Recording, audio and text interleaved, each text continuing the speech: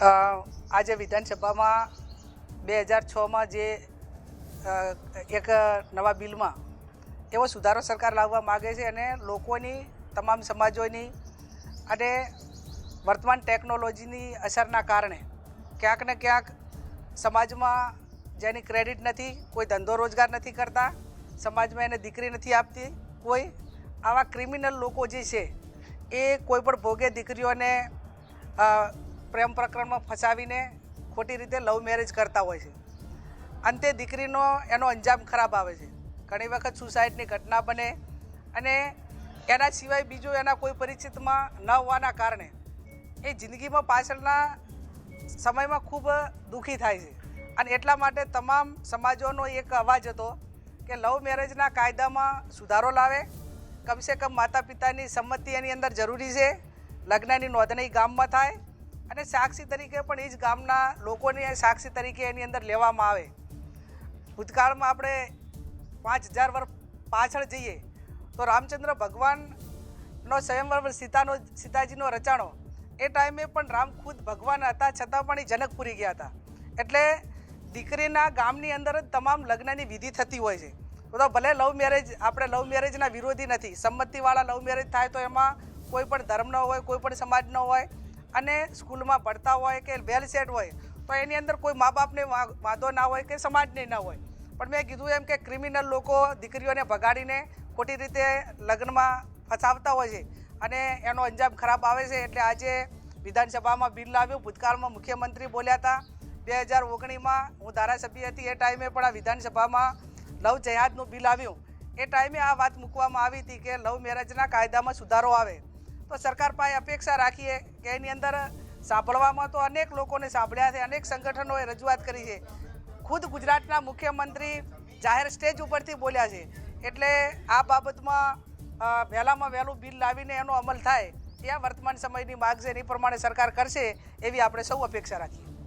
જો છેલ્લા 5 વર્ષથી સર્વ સમાજની ટીમ દ્વારા એસપીજીના નેતૃત્વમાં અમે 5 મુદ્દાના ફેરફારો કરવા માટે માનનીય મુખ્યમંત્રી શ્રી, કાયદા મંત્રી શ્રી અને વિધાનસભાના 182 ધારાસભ્યોને રજૂઆતો કરેલી હતી. આ રજૂઆતોના સંદર્ભે આજે 400થી વધારે જ્ઞાતિએ સમર્થન આપ્યું, 500થી વધારે સરપંચોએ સમર્થન આપ્યું, 500થી વધારે સહકારી મંડળીઓ સમર્થન આપ્યું.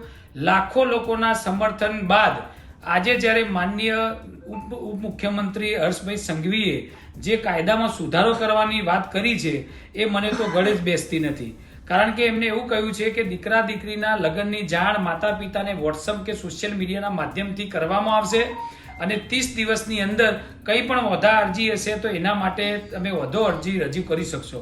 વાંધા અરજી રજૂ કરવાની વાત કરો છો તો તમે દીકરીના લગ્ન તો તમે કહ્યું કે ચલો તલાટીના ભાઈથી લઈને મામલતદાર કે કલેક્ટરને સોંપવામાં આવશે અને તમારે 30 દિવસમાં મેરેજ રજીસ્ટર કરવામાં આવશે.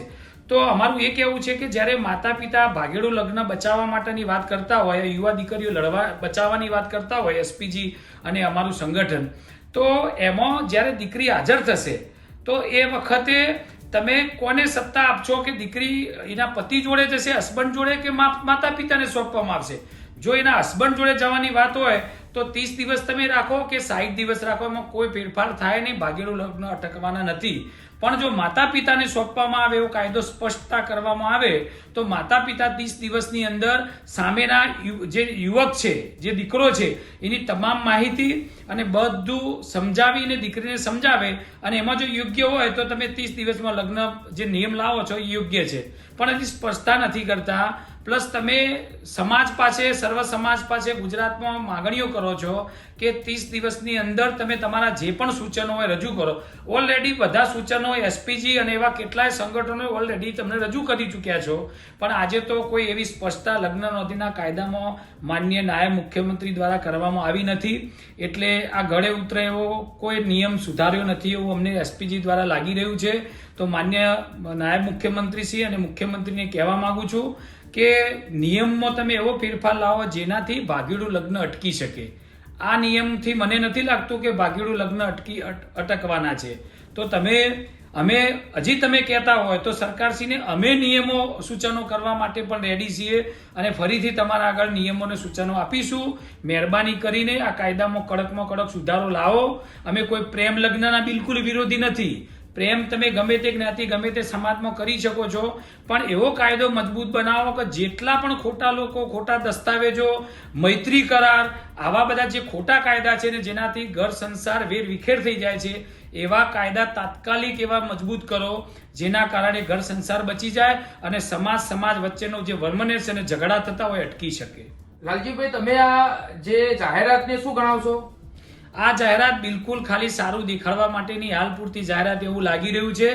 આ જાહેરાત ઉપર અમને સર્વ જ્ઞાતિને કે કોઈને આ જાહેરાત ઉપર વિશ્વાસ નથી, કારણ કે આ તો ઓલરેડી જે જૂના નિયમો છે એ જૂના નિયમમાં પણ એક મહિનાની અગાઉ એમ કહેવામાં આવ્યું હતું કે મહિના પહેલો જાણ માતા પિતાને કરવામાં આવશે, તેમાં કોઈ ફેરફાર લાગતો નથી. અને આ રીતે ખાલી વાત કરવાથી જે ખોટા લગ્નો છે એ બિલકુલ અટકવાના નથી.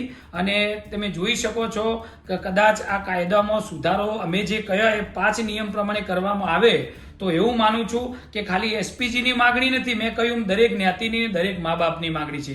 તો જ આ ખોટા લગ્નો અટકશે, કારણ કે ખોટા લગ્નો અટકાવવાળા એન કેન ગમે તે કરીને આ રીતે લગ્ન કરી દેશે અને પછી બધા જ મા બાપને અંધારામાં રાખશે.